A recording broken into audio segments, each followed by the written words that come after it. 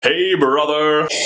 Man, last week Star Wars The Force Awakens came out and it was so good. I'm so glad I saw it as early as possible. I mean, there was just so many great new characters and references and Easter eggs to the original, but the downside of seeing it so early is that now I carry the burden of not spoiling it for other people. And this can make it difficult to discuss the movie because you don't know who has seen it and who needs to reprioritize Star Wars in their life, Tyler. So today I want this video and the towel section to be that place. Today I'm going to run down my top 7 unanswered questions from Star Wars The Force Awakens.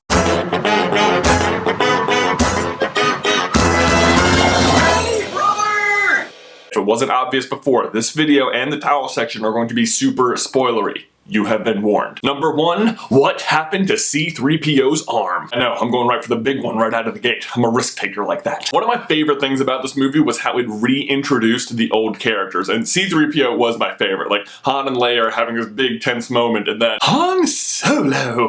Nothing's changed, except his arm, which is now red. Now you might just write this off as a droid getting older and needing repairs and wanting to identify which generation of C-3PO you're looking at, but wouldn't it be just like J.J. Abrams to hide in plain sight a key detail and mask it with comic relief? Oh, we are on to you, Abrams. You can't hide a droid with a secret inside the plot of a droid carrying a different secret and expect to get it past us. Yeah, that made sense, right? Speaking of arms, that brings us to number 2. Was Luke's arm cut off again? We don't get to see much of Luke in this film, but when we do see him, he's sporting a robotic arm. Now, what's interesting is that at the end of Empire Strikes Back, his hand is chopped off and he gets it replaced with a very realistic looking, like a regular hand. So, in this movie, we see him with the robot hand again.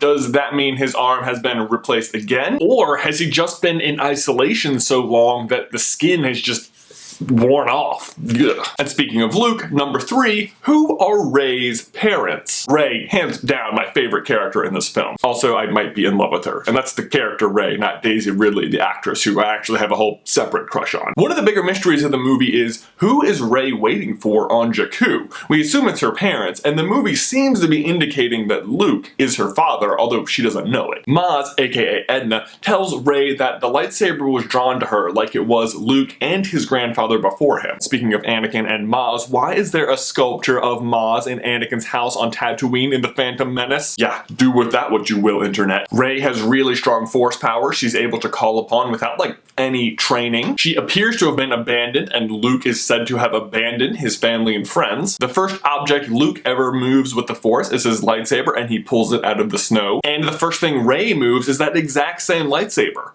And also out of the snow. Now, we had a big parental reveal in The Empire Strikes Back, so it would kind of make sense that we get something like that in Episode 8.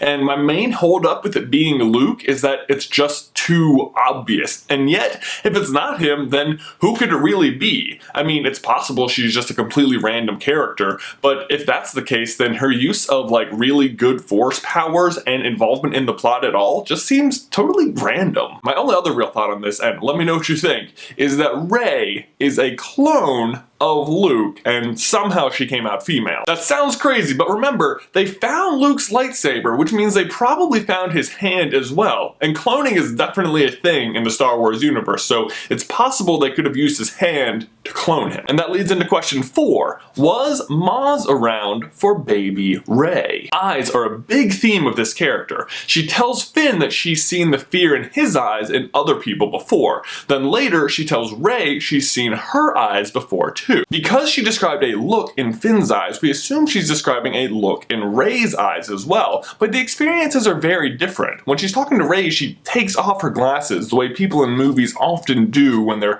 wanting to make sure they're really seeing what they're seeing. So it's possible she's saying she's physically seen those eyes before on Rey as a baby and just didn't immediately recognize her as an adult. Or Rey's a clone, Maz figured it out, and is surprised to see Luke's eyes in a female body. Just saying. Number 5, why is Captain Phasma so lame? I really love how this movie portrayed women. I mean, Rey is the main protagonist, Leia is the general of an army, we see female pilots, even the lead stormtrooper is a woman, except she's totally lame. Captain Phasma might be the most badass looking underused character since Darth Maul. Seriously, all she does the entire movie is show off her memory of Finn's ID number, FN2187, which, by the way, 2187, also the cell number Leia was kept in A New Hope. Couldn't she have at least been the stormtrooper on the ground who fought Finn with that awesome laser baton thing? Nope. I guess all she really did was put up exactly 0 resistance and shut down the shield for the resistance. I don't see how she could have survived the destruction of Starkiller Base, but I hope she did so that she gets some redemption in episode 8. Number 6, is Supreme Leader Snoke actually that big? I feel like he's compensating for something. Like, his size when we first meet him is almost comical. He's freaking massive, and then you realize he's just a hologram. So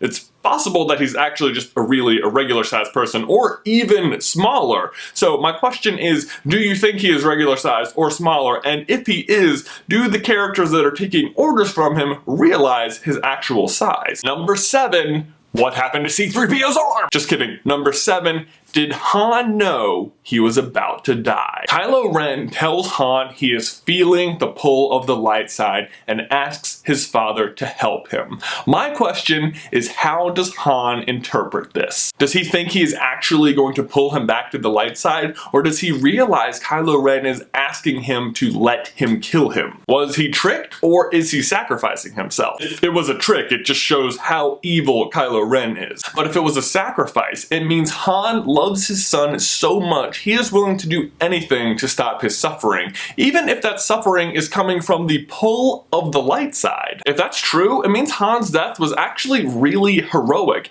and it means he trusts his son's judgment even if he disagrees with the path he's taking. And that's it for me. I am going to leave 7 comments down in the towel section, 1 for each question, so you can reply to them to discuss each various question. I hope everyone has a Merry Christmas. May the Force be with you, and I will see you in another life, brother. These socks are amazing! Thanks for watching, guys. Please hit that like button if you haven't already yet. And if you want even more Star Wars action, you can click our other Star Wars playlists right here. Have a Merry Christmas.